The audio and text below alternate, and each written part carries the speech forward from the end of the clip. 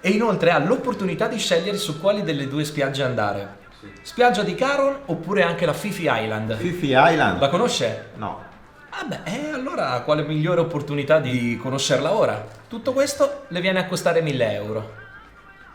Ma io volevo spendere meno. Ah, meno? Meno, guardi, mi è appena arrivato questo dépliant per Londra. Sono 3 giorni, 2 notti, volo incluso, e comunque ha l'opportunità di visitare una delle migliori capitali europee a 500 euro. Ma io volevo spendere meno. Meno. Guardi, facciamo così. Su che budget voleva stare?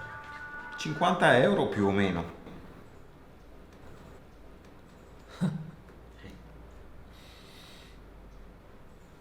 Scusi, con 50 euro le faccio fare un bel weekend. Dove? La mando a fanculo.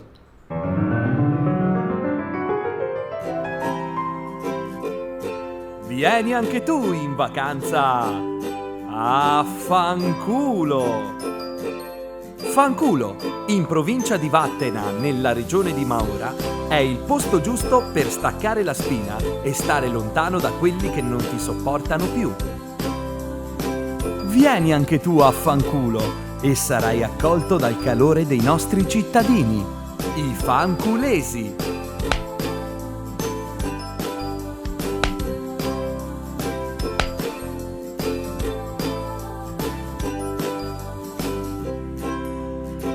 Arte, fancultura, specialità fanculinarie, come i nostri dolci tipici, i fanculini. Da gustare nel nostro unico bar o da acquistare comodamente da asporto.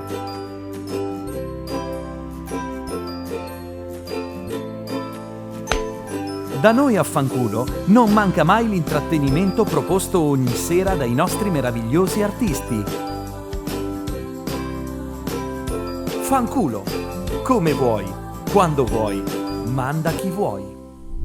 Questa volta mi ha proprio convinto. Solo volevo chiedere una cosa. Certo. Si potrebbe avere uno sconticino? Ciao ragazzi, se il video vi è piaciuto iscrivetevi al canale E taggate nei commenti un amico che volete mandare a fanculo.